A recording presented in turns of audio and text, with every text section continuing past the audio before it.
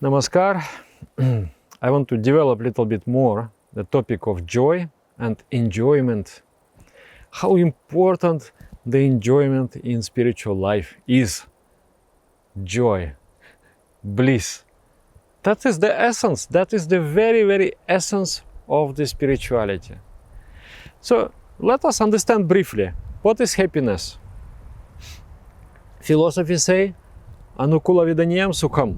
It means when the wave of the mind coincides with the wave of the object, somehow there is a compatibility, then you feel happy. Some person will be happy in the drinking bar, in the pub. Another person will not be happy there, because there is the waves, they do not coincide. Some person will be very happy in a quiet place, in the village. Some person will be very happy in the city. It depends on the vibration of the mind. And then there is another. Sukham anantam anandam. Infinite happiness is anandam, bliss. So bliss is when the happiness is infinite. So how? Naturally, if I want to experience infinity, infinity is there. Infinite happiness is there. But it is beyond the range of my mind. This mind cannot catch this. So the mind has to expand, has to identify with infinity. And then the bliss will manifest. And then the final, Anandam Brahma Ityaho. Consciousness is bliss. Bliss is consciousness. Infinite consciousness, Brahma, absolute consciousness is bliss. So, the purpose of life is the attainment of happiness. We long not only for happiness, but for infinite happiness. So, naturally, the quest of life is how to attain Brahma, how to attain God. So, the word God, I don't mean the God of religion, but the God as the ultimate beauty, ultimate bliss, infinite love, and supreme order of the universe, the supreme law, supreme essence of this world, of this universe, and beyond. So, this shloka, or this verse, is often cited. I want to use it as a starting point of this conversation. Naham tishtami vaikunte yoginam ridaya nacha madbhakta yatra gayante tatra tishtami narada. So, mythological sage Narada asks God, "Oh God, where do you live?" So the God replies, he said, Naham tishtami vaikunte. I do not live in Vaikunta. Vaikunta is a mythological abode of the divine, where the God resides. And philosophically, Vaikunta means contraction. So without contraction, where there is no contraction, like our mind functions like this. It expands, then it contracts. It expands, contracts. So we go up and we go down, up and down. So Vaikunta, when there is no down, only up. That is Vaikunta. So surprisingly, God is saying, Naham tishtami Vaikunta. I don't live in there. And then another line, which was very difficult for me to accept, and I didn't like it. And I thought, why is like that? It created some protest in me. Yoginam hridaya nacha. I do not live in the hearts of the yogis.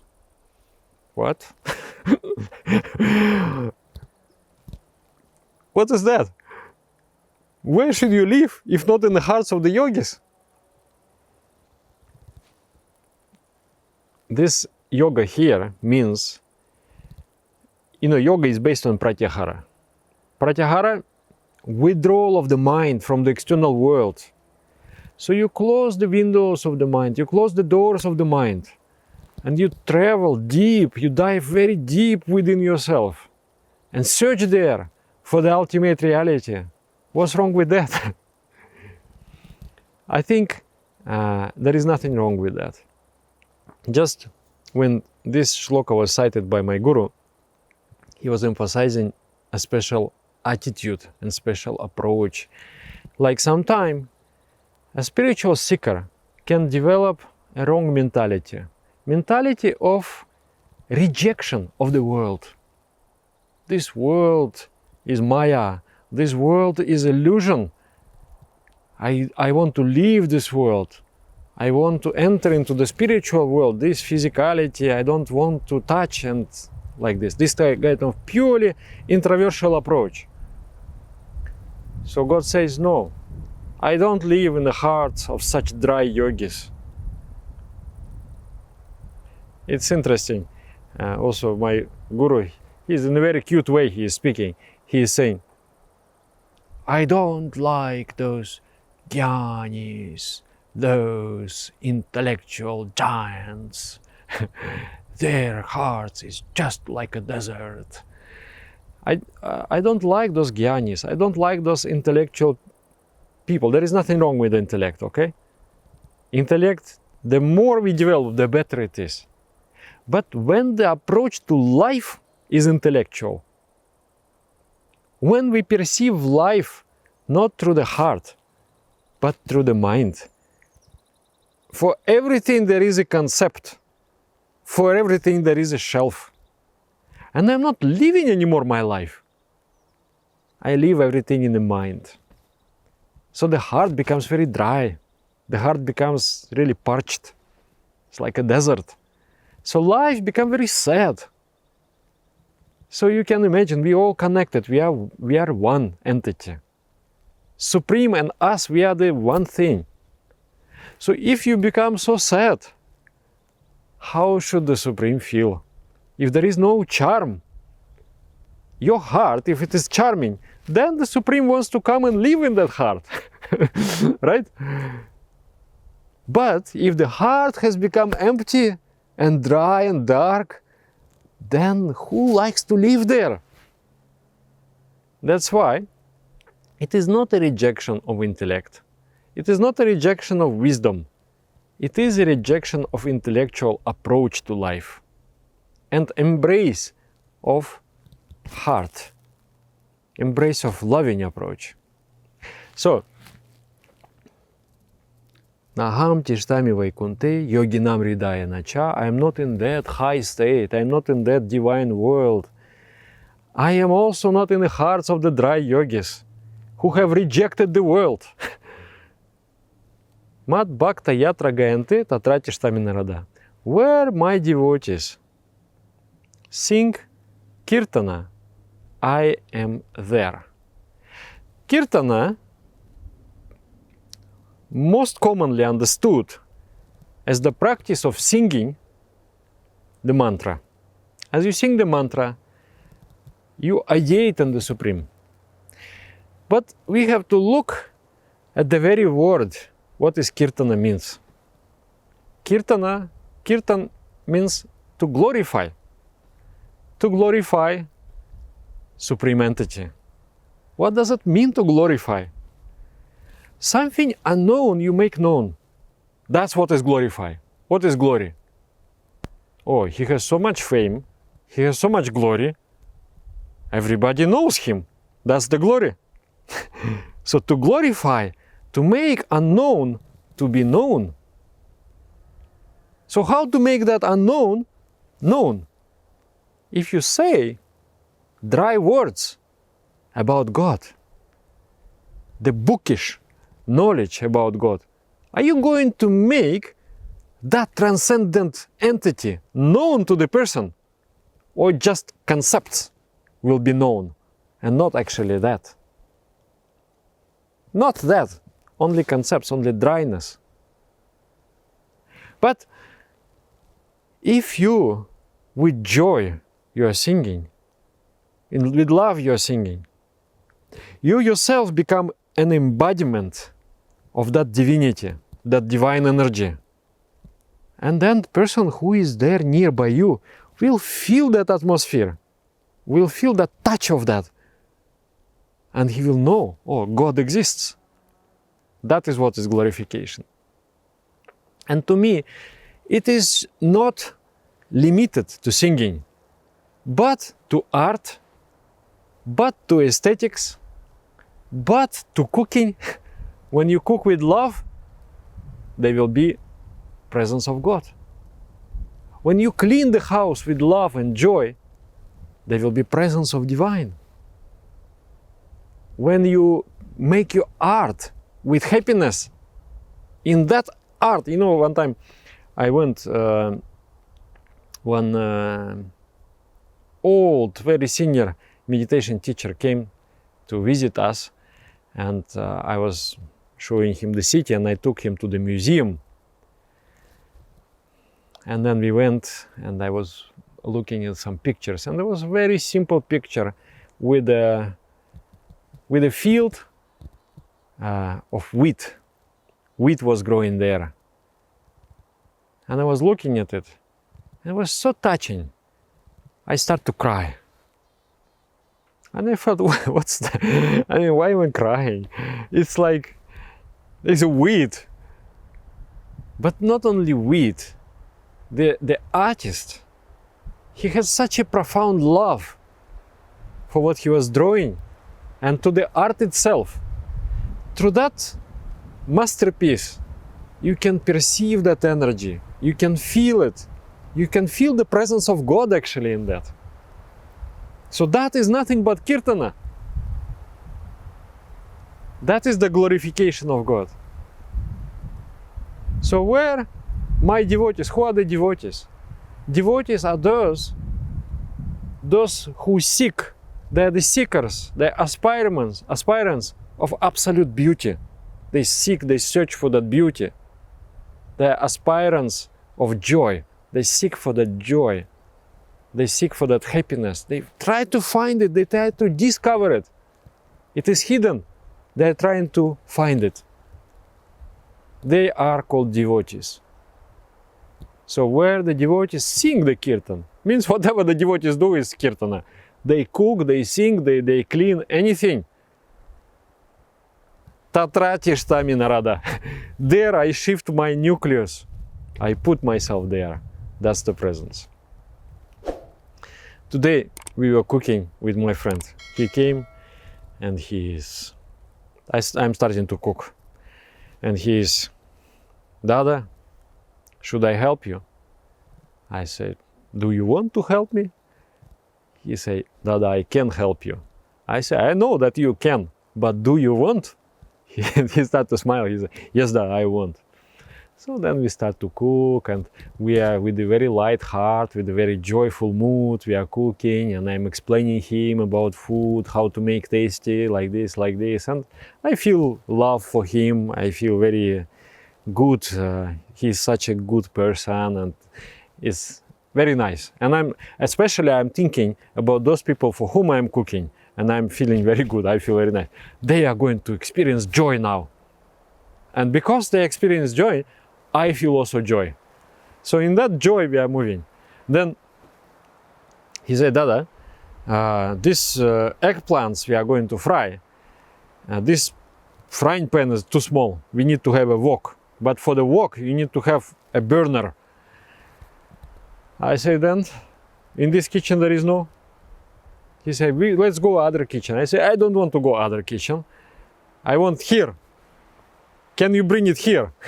He said, Dada, it's a big, balloon, this tank, the gas tank. And I said, but you're a young person, you can bring it, it's very easy. He said, he starts smiling, okay, Dada, I will do. So he brings, we come outside, then we cook, and then we mix everything, and the beautiful weather, and so much happiness, so much joy is there, and the food becomes so beautiful. So after that, I entered the kitchen, and I said, do you feel the atmosphere has changed here? Something which was sleeping, now has become alive. Do you feel the presence of God here? He says, yes, the atmosphere has changed completely. It is very curious. I say, yes, this is the magic. So whatever you do with your love, with your joy, not because you have to do, not because you want something, not because you are afraid of something, but when you move with the joy, with the happiness, that time the divine is there with you. And other people can feel it. So that is what Kirtana.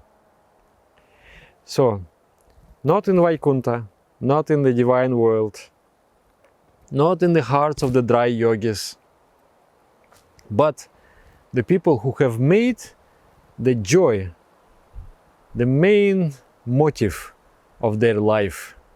Whatever they do with this feeling to give happiness to others. This is called Nandana. Nandana means aesthetical science, to seek for bliss, for joy, through things, physical things. Like find joy in sounds, find joy in tastes, find joy in smells, find joy in touch, in vision. And that joy, the joy is formless, is beyond form, but it exists in the form. So seeking for that and trying to manifest that, open up the form, is just like cracking the atom, releasing that energy. So open that shell of the form and see the divine. Seek for that divine, seek for that absolute beauty in everything. That's called Nandana. Nandana means you give joy and you get joy. You get joy from the joy. You get love from the love. There is that divinity. And from that divinity you enjoy. You become happy from that. Okay? And also you give to that divinity, you also give joy. If you are happy, don't you think God is happy? If you are sad, don't you think God is also sad? If the heart is dark, how to live in that heart? Do you like to live in the house which is cold, which is very dirty, which is very dark and gloomy? Do you like to live in that house? You never like to live in that house. So poor God, he has to live in that kind of heart, because completely he still cannot live. He has to stay there. So if you want to make happy God, make your heart joyful. Make your heart singing, beautiful. That is the duty of a human being. And then there is a Mohanavijiṋána. You are seeking for essence. Essence which is in the form, but it is not the form. It is there in the form. Look at these trees. Beauty is there. God is there. But you have to have the eyes to see it. You have to have a special eye, special trained eye. You should not see it as a physical form, but you should feel it as the energy. You should feel that flow of life going there. Then you can touch with the beauty. It's everywhere. So when you are hide and seek, that essence is hidden. It is hidden. So you hide and seek, but you are trying to uncover it. You are trying to discover it. This is the life. So when you play like this, and then you uncover, you discover, you find that celebration, you find that joy. And then you become so focused on that joy that attracts you. It pulls you inward. And then the shape, they lose attraction. And then you leave the shapes, you leave the forms, and then you go into the essence. So there is no forms anymore. Then you enter into transcendent state. You yourself become formless, you yourself become shapeless, you yourself become transcendent. That is what Mohanavijiṋána is. Final and highest stage of meditation. And before that there is Nandanavijiṋána. So prepare your mind with the life full of life, with a life full of joy, to enter into the temple of formless beauty. That's how you do it. Not by leaving the world, rejecting everything and thinking that this is sinful, this is bad, this is I don't want, and closing your mind and heart down, but by opening your heart to universe and seeking for that subtle in everything. So this is Nandana, Mohanavijiṋána. This is the spiritual path. In spiritual path, there is no scope for suppression, repression, oppression. It is a path of slow and gradual unfoldment of joy. You become attracted to the divine more and more, more and more, more and more. And finally, you yourself are not anymore yourself. You now have become that. Because as you think, so you become. So this is the message. So let us try to open our heart. The best way to open is to do service. Service means when you do with joy and love for others and for yourself also. Like if you are egoistic, you do everything for yourself out of greed. That's not good. But if you love yourself and you do something for yourself, but with love, that's a different thing. So love yourself, love others, and that is what life is. Without that, I would say life is really worthless. What is there? What for? What for? This we need to seek, we need to search, we need to try. Somebody was coming, oh, I'm very depressed. So our practitioners, they say, okay, you are depressed, let's go. So they went and they did some little service. They several times a week, they cook some nice food. And then they distribute to the people who are either poor or homeless. So with love, they feed them. And then that person went, giving some soup, giving some bun, giving this, some tea, giving to them with respect, whom nobody respects, but just giving with heart, with love. And that person almost cried and felt so high. She said, 5 years I was in depression. For the first time I felt such a joy in my life. For the first time my heart is opening. I am so grateful for this experience. Even now I'm telling my tears a little bit coming. And life has to bring the tears into the eyes. The tears is life. Tears of joy. It has to come. So this is the path of spirituality. This is the path of bliss. So write what you think in the comments. And with love and with joy, put a like to this video. You can also repost it. With love and with joy, you can repost it. With happiness. Thinking how other people is going to enjoy it, like I enjoy it. So let other people also enjoy. Thank you very much for giving your attention. Namaskar.